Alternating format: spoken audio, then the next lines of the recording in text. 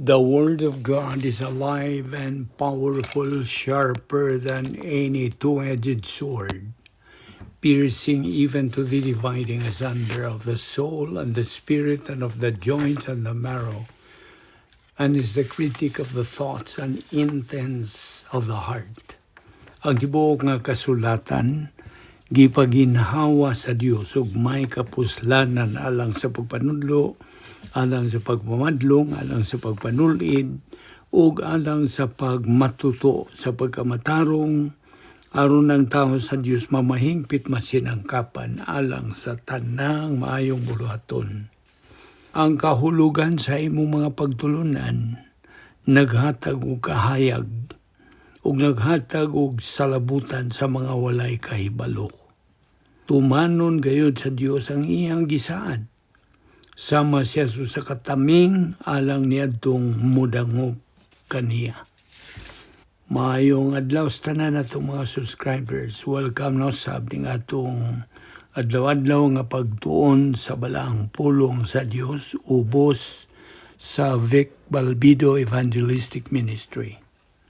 Karon magapadayon kita sa pagtuon ni atong tunanan nga giduputan nato sa pipila na kasimana o pipila ka mga adlaw o nga kita magapadayon sa pagtuki bahin ining pagtulunan nga giuluhan o is there really a God? Ana bagyo Dios. Okay? So, it's presume nga ikaw magtutuo, nakaandam na si mong kaugalingon, pinagis-paggamit sa mga kasangkapan nga gisangkap sa Diyos ka nato aron kita mapunan sa Espiritu Santo ug may balik sa atong paghigambitay sa Dios ug nga maandam kita sa atong pagpadayon sa pagtuon the Word of God. And for you, unbeliever, it is faith alone in Christ alone. Acts 16:31, nagkanayon sa Binisaya, tumuo ka kang Ginoong Hesus, ug ikaw maluwas. Okay, now, kahapon, atong isgutan ang bahin ini. Kuna kay pulong sa Dios, naibaw ka nag-unsay mahitabo. Mao ka na hinungdan nga no, kapilagyod nato, kini hatagi og empasiya nga ang mga doktrina sa pulong sa Dios nga naa diha sa imong kalag mao na kini ang ingnon ta the means by which atong masayran kinsa og unsa gyud ang Dios og thus come to respect and love Him. Mao na gitawag og personal love for God. Mao nga kung na tayo ikatagbong tao, pangutan-an na siya. Naigugma ka ba sa Diyos? Do you love God, sir or ma'am? Ug mutubag na siya, good, naigugma mo lang. Diyos na good na. Sundin na yun pagpangutan na. Yun sa manimo paghigugma siya. Because the only way for you to have personal love for God is for you to learn pagkaton, pag-ila niya sa iyang pagka-Diyos. Kay paminaw, kung imagination o paghandom paghanduraw ang Diyos para nimo, wag yung kay mahigugmag handurawan. Imagination, mga di man mo mahimo hiugmaon ng imagination o handurawan. You see? Kinahanglang mahimong tinuod ang Diyos in order for you to love God in a personal way. That is the reason why respect and love for God only occurs when you have come to know who and what God is. Pinagi lamang sa pagkatuon og doktrina pulong sa Dios, can we accord Him the recognition, honor, and glory that He deserves? So, subliun tas pag-ingon din wa tay ato nga mahatag sa Dios nga makahimaya niya, wala. Di man ni nagina. Isil-sil na si imong una-una. Wa tay ato nga mahatag ngadto sa Dios nga makapahimaya niya. Ang Dios ra ang makapahimaya sa Dios. You know what I mean? And get this. The only way for God nga makaglorify sa Dios is for you to be a winner. For you to be successful in using all the provisions that God has provided. Kung malampuson ka nga makapahimulos o imong na-exploit ang tanan nga pagsangkap sa Dios, unya nagakabot ra ka gyud sa gitawag taong area of spiritual adulthood, the sophisticated and unique spiritual life nga eusebia, sa Griego ka na, unya inig atubang nimo dito sa judgment seat of Christ, bema seat, doon na kay confidence, kana maoy makapahimaya sa Dios. Di ba nila? Apan unsaon man nga, daghan man giyong tawanong pangunahula nga, kini mo'y buhaton aron mahimaya ta ang Dios. Kana mo'y atong buhaton sa paghimaya sa Dios. Anyat, huwag gihapoy ka tinuod. Muingon ang uban, kini ang buhaton nato paghimaya sa Dios. Unya, sure ka? Sigurado ka nga mahimaya nimo ang Dios sa imong gibuhat? Na napuros na tapang iyawa ta ni ron. And yet, ang Diyos wa gyoy pang iyawat. Kay ang pamaagi sa Diyos, klaro o sigurado. So 1 Corinthians 2:9, nagasulti diha og, but as it is written, I have not seen, nor ear heard, neither have entered into the heart of man the things which God hath prepared for them that love Him. Tanawa, og sabta pagayo ka ng maong bersikulo. Ha? Ang wa makita sa mata, di madungo ni madungog sa dalunggan ug wala musantop sa kasing-kasing tao. Mo'y gitagana. Gigatagana sa Diyos alang kanila nga nahigugma kaniya. Now, paminaw God. This verse really gives us more meaning. Di ba? Mag-agad manggulog. Unsaon pagbasa ani. Kay, ug imurang basahon sa laktod-laktod, gaway hunong-hunong, mo yun kag, unsa may buti pa sa butana, di man takasabot. Pero sa Binisaya, klaro. Atong balikon, ha? Ang wala makita sa mata, ni madungog sa dalunggan, ug wala mo santops kasing-kasing sa tao. Mo'y katagana sa Dios alang kanila nga nahigugma kaniya. So that gives you something clearer. Which means nga ang tao nga ordinaryo, di yun makaabot niya ng pag-angkon nga siya nahigugma sa Dios, nga siya nakaila kunuhay sa Dios. Kaya nga naman, ang pamaagi lamang maong pag-angkon sa mga butang nga giandam na sa Dios para nimo. Apat di ba ni gini? Dili makita sa mata. Di madungog sa dalunggan. O dili mo mahimong pagbati ray imong gamiton aron bation nimo kunuhay. That is why the doctrines in the Word of God resident in our soul are the only means, maura, ang paagi by which we can know who and what God is and thus come to respect and love Him. Pangutana, but how does God enable us to understand what is normally beyond our comprehension? Naibaw ka ba? Karon niya ka din sa atong Bible study through the YouTube under this ministry.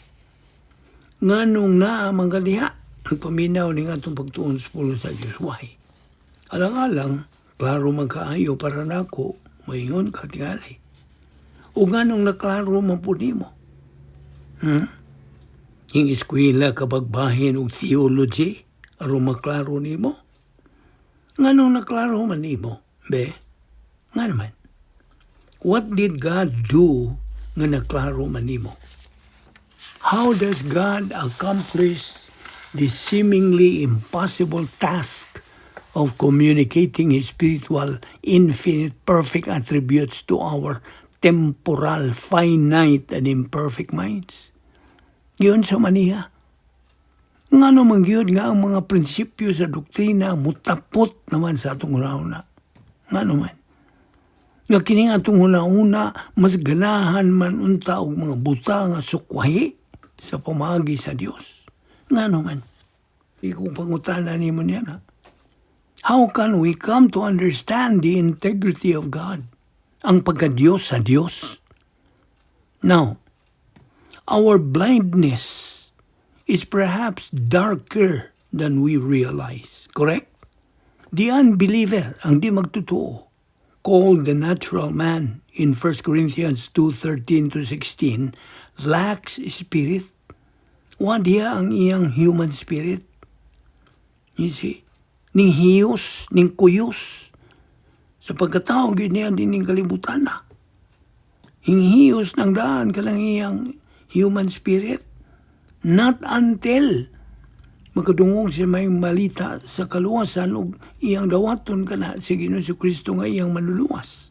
Na diha pa mabuhi in living, energized and activated ang iyang human spirit. So, mo ka na ang lagway sa matang tao. Mabitaw ito nga itong giingon og spiritually dead. Tanang tao may mugso ni kalibutan na spiritually dead tungod sa napanunod natos gibuhat ni Adan. Ang iyang pagsupil batok sa kabubuton sa Dios. Since the unbeliever has no activated human spirit, no activated, energized, and in-living human spirit, kining maong dili magtutuo is simply not equipped to understand spiritual phenomena. Di siya kasabot. Mao ni ang dako ron nga problema. Hangtod nga mahimo siyang usa ka magtutuo. You see? Kita nimo? By the time nga siya nahimong magtutuo because of his faith in the Lord Jesus Christ as his Lord and Savior, pinagi siyang pagtuo, ha? Pinagi siyang pagtuo lamang ang Kristo lamang. Huwag yo'y mahimo ang Diyos para niya. Wala. Kuni kanunayan na to og emphasize nga ang Diyos way mahimo sa kadili magtutuo sanglit ang Diyos wa may labot kaniya nga unbeliever. Hinukman man ang tawhana. So, let me emphasize this over and over again. Nga ikaw, nga dili magtutuo, nga nagpaminaw karon ng atong Bible study, you are an unbeliever, wa kay relasyon nga to sa Diyos whatsoever. Wala. Wala yun. Bisa ka pila ka mo sangpit sa Diyos, bisa ka pila ka pamuugbo kung kandila nga, ingon ka dakos poste para sa Diyos, wag yun mahimo ang Diyos nimo. Kawag yun lambot ang Diyos lagi nimo. Please mark this very carefully. Dili ba yan ni ato? Wata magama-gama ini. Mauni gilatid diha sa pulong sa Diyos. Ug busa dili ni atong ginama-gama binuhat-buhat tinumo-tumo. Na kining tanan gipatinaw sa pulong sa Diyos. Pulong kini niya sa Diyos. Okay? So, kung masuko manggaling ka na, masuko ka na ako bahin ini, kay ikaw tingali nahitungnan, ayaw ko kasuki. Kasuki ang Diyos. Listen, the only time nga ang Diyos naanay kalabutan nimo, mao ang higayon nga muhimo kag desisyon sa pagtuo kang Ginoong Jesucristo ingon nga imong personal nga manluluwas pinagis pagtuo lamang kaniya lamang. That's the very time nga naanay labot ang Dios kanimo. Gani mahimo kang iyanang anak, a child of God. John 1:12. You became a believer. Luwas ka na nga tao. Ug naa ka na'y kinabuhing dayon eternal life. Di ba ni? Pinaagi lamang sa imong pagtuo lamang kang Kristo lamang nga nahimo kang luwas ug nahimong magtutuo. Kasabot ka? Niya pa. Ang Espiritu Santo mo puyo na diha kanimo. Ug kana magahatag nan kanimo sa katungod sa pagsangpit sa Dios ug karon imo nang amahan. He is your father now. Anak ka naman niya. Ug paminaw. Maura ka nang higayon lang nga mahitabo ka na. Kung di ka magtutuo kami sa likway ka magkaluwasan, forget it. Huwag yung labot ang Diyos nimo. Bisag unsaon pa nimo. Mauna, nga ang resulta, sige lang kag pangyawat sa imong ginabuhi. Magbinuutan ka, iyawat. Magbungat ka ani, iyawat. Puro pang iyawat imong panginabuhi. Murabag hit and miss, pamasin ba? Mo nagiingon sa akong amigo nga, bason ra. Naibaw ka kung siyang mata nga lang imong panginabuhi. Ha? Paminaw. Ang matang siya mong panginabuhi kung dili ka magtotoo, kagubot, kaguliyang, kalandrakas, way pagkahaluna. In short, you live a miserable, confused, disorganized life. You're just living a life of unreality. Mao na'y resulta sa imong desisyon. You are a product of your decision. Timan ina. Padayon na to kinis paghisgot ugma. So don't forget to stick with us ining atong pagtuon bahin ini.